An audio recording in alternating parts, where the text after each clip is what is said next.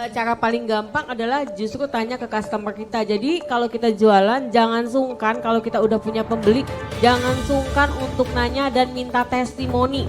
Beneran, pembeli itu dengan senang hati loh ngasih. Jadi kalau udah ada yang beli, udah jadi pelanggan kita, udah dideketin terus ditanya-tanya nih, kenapa sih suka atau apa, ikutin pertanyaan yang tadi. Terus kalau bisa dimintain testimoni, mintain testimoni. Karena real testimoni itu adalah nampol juga ya, dibandingin kita cari-cari misalnya belum mau keluar uang untuk selebgram atau yang lain, mending kita cari testimoni dari pelanggan kita.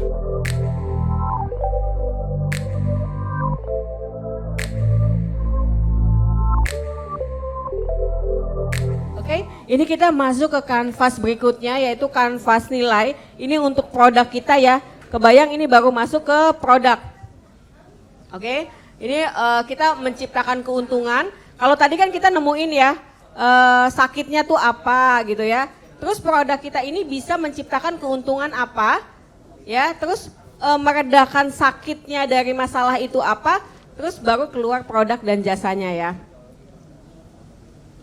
Nah ini kita ngomongin produk dan jasa, itu adalah merupakan sekumpulan produk atau jasa yang membantu pelanggan menyelesaikan tugasnya. Kalau boleh dibilang aku justru nggak nongolin dulu apa itu produknya, justru kita nongolin manfaat. Karena nanti kalau kita udah ngerti, itu udah bukan lagi tentang produk sebenarnya ketika kita bikin konten.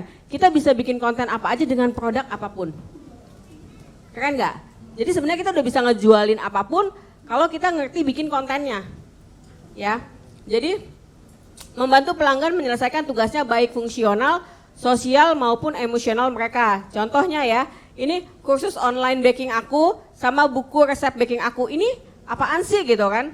Kenapa aku bikin kursus online-nya ini adalah sebagai pereda sakit. Nah,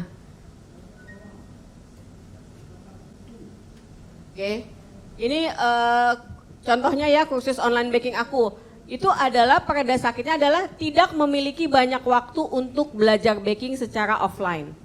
Terus domisilinya jauh dari tempat-tempat kursus baking. Bisa menghemat biaya jauh lebih banyak. Karena itu nggak perlu pakai ongkos, nggak perlu pakai akomodasi, nggak perlu pakai registrasi. Jadi dari orang yang kepengen ngapain sih gue beli kursus online-nya Dapur Lindawati, tapi ketika kita menampilkan ini gitu ya. Jadi kalau kita kursus online Dapur Lindawati itu buat kita yang nggak punya banyak waktu untuk belajar baking. Orang kan jadi kepikiran, oh iya ya, daripada aku mesti datang ke tempat nggak ada waktunya, aku bisa ikutan kursus online-nya. Terus emang domisilinya jauh, jadi bisa menghemat biaya itu karena aku kalau di Jakarta kursus atau di Surabaya ya misalnya dari Jakarta aja kita datang belum tentu akomodasinya, belum hotelnya, belum segala macemnya gitu ya. Itu jadi aku bisa dengan kursus online aku bisa menghilangkan ya rasa sakitnya. Oke. Ini menciptakan keuntungan terus ya. Bagaimana kita memberikan hasil dan manfaat seperti yang diharapkan. Diinginkan dan mengejutkan seperti misalnya benefitnya apa, fiturnya sama experience-nya. Produk kita tidak perlu memberikan semua hal keuntungan ya. Oke, ini butuh diingat banget. Namun berfokuslah pada keuntungan yang berhubungan dengan pelanggan dan di mana keuntungan tersebut membuat perbedaan. Ini maksudnya gimana gitu ya. Nah, kursus online ini kursusnya tuh jadi lebih simpel, bisa diakses kapan saja dan di mana saja. Tidak ada batasan waktu, lebih cepat mendapatkan informasi, dapat promo gratis. Ya. Kalau aku ini target marketnya adalah ibu-ibu di rumah gitu ya, yang punya banyak pekerjaan, dia punya anak kecil kurang lebih 2 orang gitu ya, nggak punya pembantu, tapi kepengen bisnis kuliner, nggak tahu caranya, nggak bisa baking, ini adalah target market aku.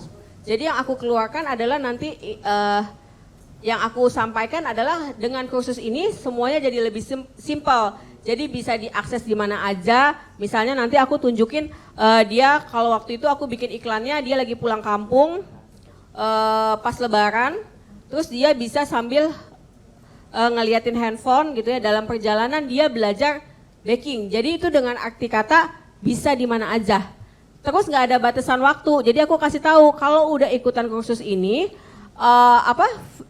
kamu bisa akses videonya seumur hidup. Jadi kamu daftarnya cuma sekali, terus ya sampai selamanya gitu.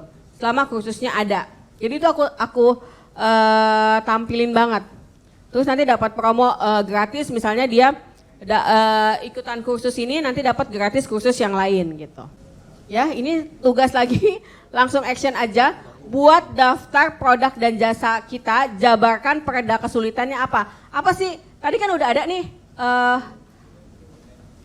kesulitannya apa gitu. Nah, kita gimana meredakan kesulitan itu dengan apa? Dari produk kita. Ya. Terus jabarkan juga pencipta keuntungannya apa, urutkan berdasarkan tingkat kepentingan. Jadi tadi kan udah diurutin nih. Yang paling nomor 1 P-nya apa gitu ya. Terus langsung kita jabarkan ini kita bisa ngasihnya ini gitu. Jadi dimulai dari yang paling sulit. Oke. Ini kerja pribadi aja. Bisa ada yang mau ditanyain? Dibuat aja dengan produk kita. Tadi kan udah mulai bisa ngerti dong. Apa sih kesulitan customer kita dan apa yang bisa kita lakukan dengan produk kita. Kalau bisa sih udah lebih enak lagi kalau udah mulai bisa bikin cerita tentang gambar iklannya nanti.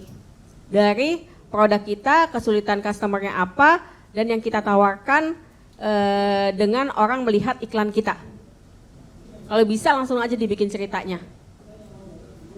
Videonya bisa durasi 1 menit. Jadi nanti udah bisa kebayang nih kalau mau bikin iklannya seperti apa. Tenang aja teman-teman, kalau yang mau aku buatin endorse-nya gitu ya di story, kasih tahu aja. Tapi balik lagi, aku itu influencer. Jadi kalau mau jualan ke aku, coba dipikirin kira-kira aku menjual nggak produknya.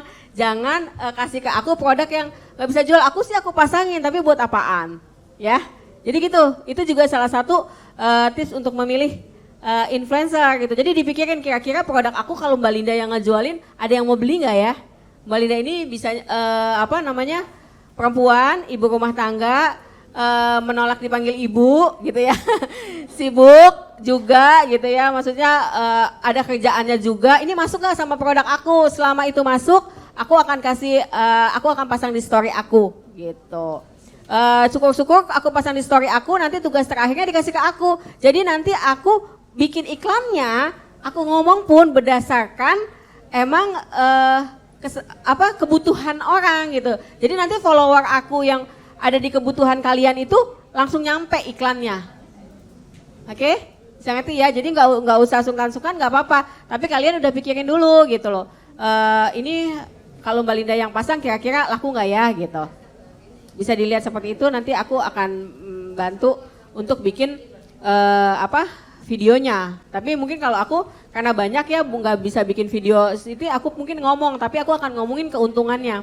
Jadi aku akan bilang, duh ya ampun aku tuh selama ini pakai spray ribet banget, aku kalau lagi capek aku kepengen banget tidur di spray yang lembut banget dan ini aku punya. Gitu. Jadi seperti itu ya. Jadi kasih ke aku insight dari produknya. Gitu. Jadi mengobati apa. Nah, itu juga yang akan kalian bisa bikin. Jadi kadang kalau kalian mau ngasih ke influencer juga udah dikasih tahu, Mbak, aku maunya jangan terserah Mbak deh, bikinin aja iklannya. Jangan gitu. Kita kebutuhan kita apa gitu. Kita kepinginnya customer kita taunya produk kita seperti apa. Jadi meskipun kita ke influencer atau ke selebgram itu nyampe. Jadi nggak sia-sia gitu. Masang iklan mahal-mahal terus hasilnya nggak ada. Bayar influencer mahal-mahal tapi nggak nyampe pesennya ya. Jadi ini penting banget, makanya yang tadi itu disimpan Mas Mbak gitu ya. Jadi kalau mau pasang iklan mau apa itu aja dibawa-bawa. Ini saya maunya customer saya gini. Mbaknya ngomong gini gitu. Itu enak. Oke, ini 5 menit lagi ya. Terus sama juga tipsnya kalau mau, ini aku juga diminta sama panitia kemarin, Mbak Linda gimana sih caranya kita mau cari influencer yang bagus atau segala macam, kan kalau tadi udah lihat ya bedanya influencer dengan selebgram. Dan sekali lagi aku kasih tahu, ada juga influencer yang memang followernya masih sedikit, itu nggak apa-apa. Dan kita komunikasi aja di DM, Mbak bisa nggak pada pasang ini kita, kadang-kadang nanti aku kirimin produknya aja, misalnya produknya kita mahal. Biasanya kalau misalnya dia followernya belum banyak banget gitu ya, tapi dia influencer ya, memang udah ada di satu niche, itu mereka bahkan mau loh nggak dibayar, tapi tukeran sama produknya kita. Ya kalau ditolak mah biasa, cari yang lain. Ya yang penting dicoba. Nggak usah bingung. Kalau tadi Mbak udah ketemu, kalau orang pakai gamis mau nggak ribet, berarti konten yang akan ditampilkan adalah gimana caranya mempresentasikan itu nggak ribet. Mempresentasikan itu bisa sambil kerja segala macam.